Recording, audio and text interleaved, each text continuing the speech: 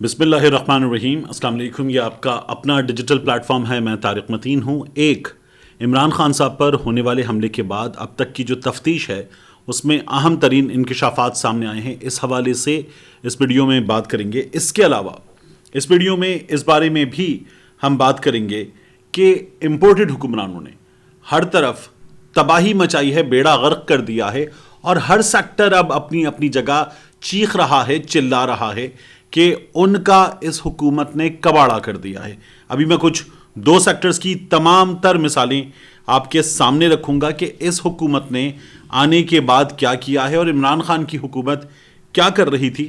اور اس کے علاوہ اعظم سواتی نے ایک بڑا فیصلہ، ایک بڑی ڈیمانڈ سامنے رکھی ہے۔ اعظم سواتی کی اس ڈیمانڈ، اس بڑے فیصلے پر بھی ہم بات کریں گے اس ویڈیو میں۔ سب سے پہلے میں آپ کے سامنے جو عمران خان صاحب پر حملہ ہوا اس کے حوالے سے کچھ چیزیں رکھنا چاہوں گا۔ عمران خان صاحب پر ہونے والے اس حملے کے بعد جو اب تک کی تفتیش ہے اس کے بارے میں بتاتے ہوئے مصدق عباسی صاحب نے یہ کہا ہے کہ گرفتار ملزم نوید کا پولیگرافک مشین سے 3 بار بیان ریکارڈ کیا گیا۔ فورنزک رپورٹ سے یہ بات سامنے آئی ہے کہ عمران خان کے گارڈ نے گولی نہیں چلائی، وہ جو معظم مارا گیا، اور اس کی شہادت کے بارے میں یہ کہا گیا کہ اسے عمران خان صاحب کے کنٹینر پر کھڑے گارڈز کی گولی لگنے سے اس کی جان گئی۔ اب یہ پتہ چل رہا ہے کہ یہ گولی وہاں سے نہیں چلائی گئی۔ اور پولیگرافک مشین جو ہے اس کی رپورٹس کے حوالے سے یہ بتایا جا رہا ہے کہ نوید نے وفاق سے مل کر منصوبہ بنایا۔ 3 بار اس کو ریکارڈ کیا گیا نوید کو، اور وفاق سے مل کر منصوبہ بنایا۔ مشین نے مثبت جواب دیا۔ مصدق عباسی صاحب یہ کہہ رہے ہیں کہ ملزم نوید ایک رٹا رٹایا بیان جو ہے وہ پڑھتا ہے، اور پولیگرافک ٹیسٹ رپورٹ ہم نے حاصل کر لی ہے۔ یہ تربیت یافتہ حملہ آور ہے، یہ جو اس کے بارے میں بتایا گیا، پھیلایا گیا، اور باقاعدہ طور پر ویڈیو لیک کر کے اسے سامنے لے آئے کہ اس نے کسی ایک بات پر طیش میں آ کر یہ کام کیا تھا۔ یہ بات غلط ہے، یہ باقاعدہ منصوبہ بندی کے تحت کیا گیا کام تھا۔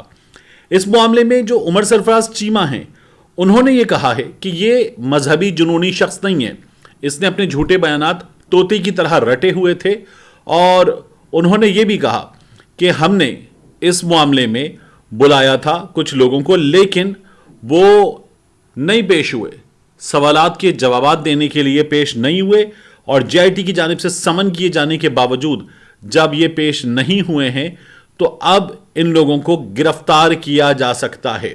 جیسے وہ بات کرتے ہیں رانا ثناء اللہ کی، مریم اورنگزیب کی، اس کے ساتھ کچھ دیگر لوگوں کی، کہ جنہیں جے آئی ٹی نے بلایا نہیں حاضر ہوئے یہ لوگ جے آئی ٹی کے سامنے معلومات دینے کے لیے، میاں جاوید لطیف، تو اب ان لوگوں کو گرفتار کیا جا سکتا ہے۔ میرا خیال ہے کہ یہاں تک اس معاملے میں ہم نوبت نہیں دیکھیں گے کہ آئے گی، لیکن ان لوگوں کو پیش ہونا تھا، یہ لوگ پیش نہیں ہوئے۔ ان لوگوں نے اس جے آئی ٹی پر اعتماد کا اظہار نہیں کیا ہے۔ عمران خان صاحب کے معاملے میں اعتماد کا اظہار کیسے کیا جائے؟ ایک شخص جس پہ حملہ ہوا ہے وہ کہتا ہے میری ایف آئی آر درج کی جائے، وہ ایف آئی آر درج نہیں ہوتی، اور پھر اس کے بعد عدالت حکم دیتی ہے، اور عدالت کے حکم پر پولیس مدعی بن کے ایف آئی آر درج کر لیتی ہے۔ یعنی پولیس مدعی تب بنتی ہے جب مدعی موجود نہ ہو، تب ریاست مدعی بنتی ہے، لیکن یہاں پولیس خود مدعی بن جاتی ہے۔ یہی کام ہم نے ارشد شریف پر جو حملہ ہوا اس کے بعد دیکھا۔ ارشد شریف کی والدہ نے جنرل باجوہ سے لے کر نیچے تک افسران کو لکھ کر دیا، عدالت کو، chief justice of Pakistan mister justice Umar Ata Bandial کو لکھ کر دیا، لیکن وہ ایف آئی آر نہیں ہوئی، پولیس مدعی بن گئی، اور پولیس نے اس اپنی جب مدعی بن کر وہ ایف آئی آر کی تھی تو اس میں انہوں نے 3 نام ڈال دیے تھے۔ وہ 3 نام جو ہیں وہ خرم کا، وقار کا، طارق وسیع کا نام تھا۔ اب عمران خان صاحب پر ہونے والے حملے کی تحقیقات میں جو چیزیں سامنے آ رہی ہیں ان سے تو یہ پتہ چل رہا ہے کہ معظم کی شہادت بھی، جیسے یہ لوگ کہہ رہے تھے کہ عمران خان کے گارڈز کی گولی سے، اور صرف یہ نہیں کہہ رہے تھے، یہ فیصل واؤڈا کی جانب سے بھی مسلسل کہا جا رہا تھا کہ یہ گولی جو ہے وہ عمران خان صاحب کے کنٹینر پر کھڑے گارڈز کی طرف سے چلائی گئی، لیکن ایسا نہیں ہوا ہے۔ اب اس معاملے میں چیزیں صاف ہو رہی ہیں۔ یہ جو گرفتاری والا معاملہ ہے میں اسے نہیں دیکھتا کہ یہ ہوگا، لیکن مسلم لیگ نون کے لوگوں نے کردار ادا کیا، اس سے کون انکار کرے گا؟ میاں جاوید لطیف نے، رانا ثناء اللہ نے، مریم اورنگزیب نے، خود مریم نواز شریف نے، ان لوگوں نے جس طرح سے، اور وقار ستی نے صحافی وقار ستی نے جس طرح سے کردار ادا کیا مذہبی منافرت پھیلانے میں، جھوٹی مذہبی منافرت پھیلانے میں، اس سے کون انکار کرے گا؟ ان لوگوں کا کردار سب کے سامنے، جو انہوں نے سوشل میڈیا پر اور میڈیا پر بیٹھ کر کیا، بلکہ حکومت پاکستان کے وسائل استعمال کرتے ہوئے، سرکاری ٹی وی کا استعمال کرتے ہوئے یہ تمام مہم جو ہے وہ چلائی گئی تھی۔ اب اس سلسلے میں ان کو بلایا گیا، یہ لوگ فرار ہو گئے، پیش نہیں ہوئے ہیں۔ اور ایک خطاب کیا ہے آج شہباز شریف صاحب نے۔ شہباز شریف صاحب نے یہ خطاب کیا اور ان کا ڈیرہ اسماعیل خان میں مختلف ترقیاتی منصوبوں پر جو خطاب تھا، اس موقع پر کہنا تھا کہ فضل الرحمان صاحب کی جانب سے بھی بڑی کاوشیں کی گئی ہیں ترقیاتی منصوبوں کو مکمل کرنے میں۔ میں حیران ہوں، یہ شخص جو کشمیر کمیٹی کا چیئرمین رہا ہے، اس کی جانب سے ترقیاتی منصوبے مکمل کرنے میں کاوشیں کی گئی ہیں۔ یہ کون سی کاوشیں پوری قوم کو نظر نہیں آتا۔ اب اس خطاب کو اگر آپ شہباز شریف صاحب کے سنیں تو آپ کو اندازہ ہوگا کہ وہ کیا رہے ہیں۔ شہباز شریف صاحب کہتے ہیں پورے پاکستان میں 2017 تک ترقیاتی کام ہوئے، اس کے بعد کی حکومت نے ہر چیز پر غلاف رکھ دیا۔ 2017 میں ان کے بڑے بھیا فارغ ہو گئے تھے، میاں نواز شریف، یعنی اس کے بعد اگر شاہد خاقان عباسی ان کی اپنی جماعت سے وزیر اعظم تھے تو یہ ان کے دور میں بھی کچھ نہیں کیا گیا، یہ اعلان کر رہے ہیں۔ اور اگر کچھ کیا گیا تو مانتے نہیں ہیں، مانیں گے صرف جو شریف خاندان کا ہوگا۔ حمزہ وزارت اعلیٰ پہ قبضہ کرے گا، ہوٹلوں میں یہ لوگ منڈیاں لگائیں گے، منڈیاں لگا کے ووٹ خریدیں گے، اور اس کے بعد حمزہ کو جب عدالت اٹھا کے یہ پھر دوبارہ وہ جو چودھری شجاعت کا لیٹر لے کر آ جائیں گے، پھر دوبارہ قبضہ کرنے کی کوشش کریں گے، عدالت اٹھا کے بھیج دے گی کہ نہیں ہے آپ وزیر اعلیٰ، تو پھر کہیں گے دوبارہ حمزہ ہی وزیر اعلیٰ بنے گا، حمزہ وزیر اعلیٰ بنے گا، شہباز شریف ہوگا، نواز شریف ہوگا، مریم نواز شریف ہوگی، بعد میں جنید آ جائے گا۔ یہ اپنی جماعت کے سینئر ترین رہنما شاہد خاقان عباسی کے کام بھی نہیں گننے کو تیار۔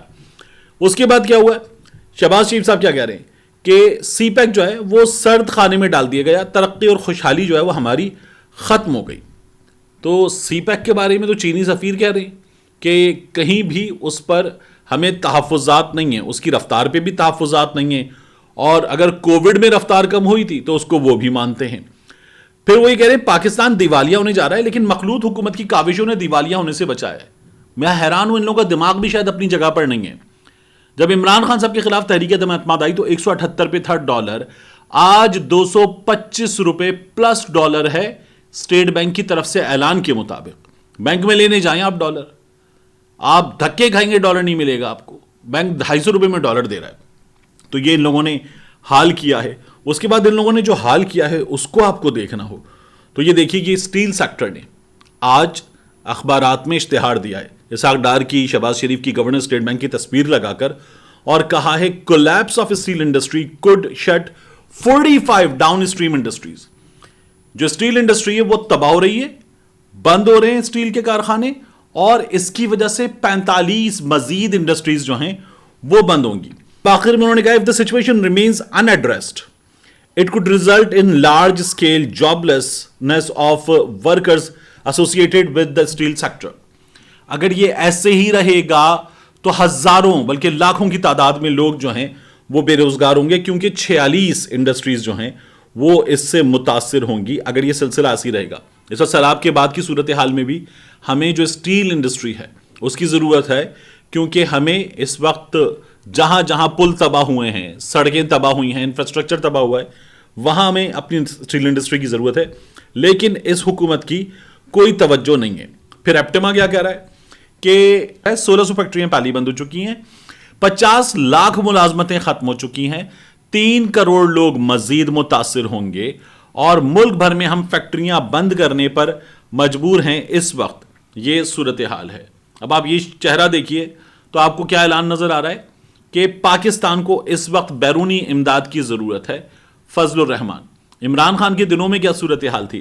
اگر آپ اسے دیکھیں تو عمران خان کے دنوں میں جو ہمارا ٹیکسٹائل سیکٹر تھا وہ کہہ رہا تھا نئے یونٹس لگا رہے ہیں، ہمارے پاس آرڈر اتنا ہے کہ ہم ایگزسٹنگ یونٹس کے ساتھ پورا نہیں کر پا رہے، مزید ورکرز چاہیے، اس وقت ورکر نہیں ہے، اور ہمارا ٹیکسٹائل سیکٹر بوم کر رہا ہے، ہمارے ہاں بہترین گروتھ ہے، اتنی بہترین گروتھ ہمارے ہاں کبھی نہیں رہی، اور اب ان لوگوں نے کباڑا کر کے رکھ دیا ہے، اور یہ سلسلہ بھی جاری ہے، یہ بھی تھما نہیں ہے، رکا نہیں ہے۔ اب آپ کو خبریں کیا مل رہی ہیں؟ مختلف سرکاری محکموں میں جو تنخواہیں ہیں ان میں بھی کٹوتی کی جا سکتی ہے. اس کے علاوہ جو پینشن ہے اس میں آپ کو فیصلے نظر آئیں گے جنہیں یہ کہتے ہیں کہ اب یہ ہم فسکل میجرز لینے جا رہے ہیں. تو حکومت اس طرف جا رہی ہے, پیسے نہیں ہیں, اور یہ جو کابینہ یہ انڈے بچے دے رہی ہے, یہ 77 پہ ہماری کابینہ پہنچ چکی ہے شہباز شریف صاحب کی. اور شہباز شریف صاحب ہمیں یہ بتا رہے ہیں باتیں کرتے ہوئے کہ اس وقت حالات کیا. شہباز شریف صاحب نے اپنے خطاب میں ایک اور بات کی. انہوں نے کہا کہ لوگوں کو یہ فیصلہ کرنا ہوگا کہ وہ خدمت کرنے والوں کو ووٹ دیں یا تحفے بیچنے والوں کو ووٹ دیں. اور عمران خان نے جب تحفے بیچ دیے تو دنیا نے ہمیں تحفے دیے تھے کہ محبت بڑھائے گی دنیا, اور ہم وہ تحفے بیچ کر دنیا کو ناراض کر چکے. ویسے مجھے حیرانی ہوتی ہے, یہ شخص جو ہے یہ اسی ملک میں رہا ہے یا نہیں رہا, اسے اسی ملک کے سسٹم کا پتہ ہے یا نہیں پتہ, یہ شخص اپنی عمر کے 70 برس گزار چکا ہے یا نہیں گزار چکا, یہ انرشیا کی سٹیج میں تھا. یعنی ہمارے ہاں توشہ خانہ میں ہوتا یہی ہے کہ سال گزرنے پر جو آیا ہے وہ نیلام کر دیا جاتا ہے, جو آیا ہے وہ نیلام کر دیا جاتا ہے. تو جب آپ نیلام کر دیتے ہیں تو پھر وہ چلا جاتا ہے. عمران خان نے خرید لیا, اور خرید کے جب چیز اس کی ہو گئی تو اس نے بیچ دی. اب یہاں پر آپ شور مچا رہے ہیں, اب تک کیس نہیں بنایا آپ نے, کیونکہ کچھ بھی عمران خان کے خلاف آپ کو اللیگل نہیں ملا اس معاملے میں. اگلا کام کیا ہے, آپ کہہ رہے ہیں کہ آپ کس کو ووٹ دیں گے, خدمت کرنے والوں کو یا تحفے بیچنے والوں کو. تو لوگ پھر یہ بھی نہیں بھولیں گے نا کہ آپ جو قانون کے مطابق بنتا نہیں تھا گاڑی لے کر جانا, توشہ خانہ سے گاڑی لے کر گئے تھے, اور جو زلزلہ زدگان کی امداد کے لیے ہار ملا تھا ترک صدر کی بیوی کی جانب سے, وہ یوسف رضا گیلانی صاحب کی اہلیہ نے پہنا ہوا تھا. یہ ہمارے ہاں کی حقیقتیں ہیں. لوگ یہ بھی نہیں بھولیں گے کہ ان لوگوں نے اپنے گھروں کے ان بزرگوں کو جنہوں نے اسمبلی میں کبھی شکل نہیں دکھائی, انہیں بھی مخصوص نشستوں پہ ممبر بنایا ہوا تھا. ان کے علاج کے لیے اگر پاؤں دبانے کے لیے بھی کوئی آتا تھا تو اس کے پیسے بھی سرکاری خزانے سے جاتے تھے. لوگ یہ بھی نہیں بھولیں گے. یعنی ایک شخص نے خریداری کی اور خریداری کر کے بیچ دیا. اب آپ اس کے اخلاقی پہلو پر تو بات کر لیں, لیکن آپ کے پاس کچھ کرنے کو ہے نہیں, اس لیے اب تک آپ نے کچھ کیا نہیں ہے. آخر میں آپ کو بتاؤں, اعظم سوادی صاحب نے چیف جسٹس اسلام آباد ہائی کورٹ پر اظہار عدم اعتماد کر دیا ہے, عدالت پر ہی اظہار عدم اعتماد کر دیا ہے. وہ یہ کہتے ہیں کہ مجھے انصاف دینے میں یہ عدالت ناکام رہی ہے, مجھے اس پر اعتبار نہیں ہے. اعظم سوادی صاحب نے یہ بھی کہا کہ جو مبینہ ٹویٹس ہیں وہ پوسٹ نہیں کی ہیں, اور جیل میں رکھنا ٹرائل سے پہلے یہ مجھے سزا دینے کے مترادف ہوگا. اعظم سوادی صاحب نے جسٹس عامر فاروق صاحب, نئے چیف جسٹس اطہر بن اللہ صاحب کے بعد جو آئے ہیں, ان کے حوالے سے بات کی ہے اور کہا ہے کہ ان کی درخواست ضمانت کسی دوسرے جج کو منتقل کی جائے. اب آپ دیکھیے سوشل میڈیا پہ جا کے اسلام آباد میں کام کرنے والے صحافیوں کو اور عدالت سے آنے والے فیصلوں کو, تو آپ کو نظر ہی آئے گا کہ لوگ اب عدالت کے بارے میں, عدالت سے آنے والے فیصلوں کے بارے میں کھل کر تحفظات کا اظہار کر رہے ہیں.